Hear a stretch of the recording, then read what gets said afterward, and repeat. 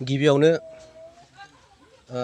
जोंनि दिनै बे बड'लेण्ड बुब्लि चेनेल आरो बड'लेण्ड रादाब आरो बड'सा आर'नाइ रादाब आरो बर' खौरां SM निउस बड'लेण्ड टेलिभिजननिफ्राय गासै नुजाथिफैनो हानाय सार नोंथांमोननिसिम आंनि खुलुमनायखौ जासिहरग्रोनाय जाबाय। दिनैनि जोंनि बे प्रेस मिट लानाया जाहैबाय बिनि जाहोना जाहैबाय मैया जोंनि जे दुमब्रुगुरि गामियाव गोबां भाइराल जानानै दङ। बे भाइरालानो जाहैबाय मैया जोंनि दुमब्रुगुरि गामियाव BPF दोलोनिफ्राय BPF दोलोयाव गोबां जइन जादों होननानै प्रेस मिडियाफोराव गोबां भाइराल जानानै दङ, भाइराल जाबाय दङ। बे भाइरालनि थाखाय आङो फंनैसो खेंफोरथि होनो थाखाय आङो दा प्रेसआव नुजानाय जाहैबाय। बेनो जाहैबाय मैया 5 तारिख खालि रबिबार दिन मैया नंगौ बिथांमोना मिटिंखौ खुंफैदों। जोंनियाव मिटिंखौ खुंफैदोंब्लाबो जोंनि जइनिं बायदिसिना बिदि एख' गैयामोन। बिथांमोना बुंदों मिटिं खुंगोन नोंसोर गामियाव, मिटिं खुङोब्ला जागा होनो हागोन। जों नोंगौ वेलकाम खालामो गासैखौबो, मिटिं खुंनाया गासैबाबो राइट दङ, गासैयाबो माबा मोनसे दङ नङा होमबा। बिनि थाखाय आरो बिनि गेजेरावनो जाहैबाय मैयानि दिनाव जा दुमब्रुगुरि गामिनिफ्राय 20 जन BPF दोलोआव जइनिं जादों होननानै जा ससियेल मिडियायाव भाइराल जाबाय दङ बियो नंखाय। मानो होनोब्ला बिथांमोना मैयानि दिनाव बिथांमोना मिटिंखौ खुंफैदों हय, जोंबो बिथांमोनखौ वेलकाम खालामदों। बिनि गेजेरावनो जोंना रबिबार दिन मैया हप्तायाव जों लेबार खामला मावनानै हप्तायाव सानसे देवबार दिनाव सुटि मोनो रबिबार दिनाव। बै समाव जोंनि गामि ओनसोलनि मानसिफोरखौथ' मिथिखायो, जोंहा रबिबार दिनाव एसेबाबो लोंनाय जानाय एसे बारा जायो। बै समावनो बिथांमोना बिखौ खाबु लानानै जाय बिथांमोना बिथांमोननि माबायाव थांदों बिथांमोनखौनो आर'नाइ होनानै बरायदों।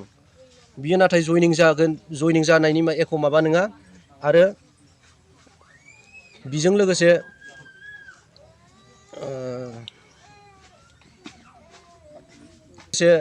बिथांमोना दा ससियेल मिडियायाव गोबां भाइराल खालामबाय दङ। दुमब्रुगुरिनि 20 जन जइनिं जादों बियो नंखाय। जाय आरो साननो थाङोब्ला बिथांमोना जाय ससियेल मिडियायाव भाइराल होदों, ससियेल मिडियायाव जाय भाइराल खोथा बुंदों, खोथा बुंनायाव जाय बिथाङा बिबुंथि लाखिदों मैयानि बड'लेण्ड टेलिभिजनाव जों दहाय फुङाव नुदों, जाय बिथाङा बिबुंथि लाखिदों बिथांनि बिबुंथि लाखिनायनि मेगनाव नायग्रा आवगोल बिथाङा बिबुंथि लाखिगिदोंबाबो गावनि गोसो गोथौ गाव बिबुंथि लागोन होननानै बुङाखै। बिथांनि मेगनाव नायबासो नुगोन बिथाङा जुमाय लोंनाय, बिथाङा जौ फेनानैसो बिबुंथि होदो। बिथांमोना बेफोरबायदि खाबुखौ लानानै बेफोरबायदि जोंनि बे दुमब्रुगुरि गामियाव 20 जन BPF दोलोआव जइन जादों होनदो बियो नंखाय। आरो जों दिनैनिल' नङा, गोबां BTC बिसायख'थिनि सिगांनो जोङो UPPL दोलोजों नांथाब खामानि मावबोना जों दिनैसो जोंनि सरकार मोननानै जोङो निजा आथिङाव गसंनानै जों गुबुनजों बोरै सरजाबनो, बोरै जों जइन जानो। जा बुंदों बिथांमोना जइनिं जादों बियो नंखाय।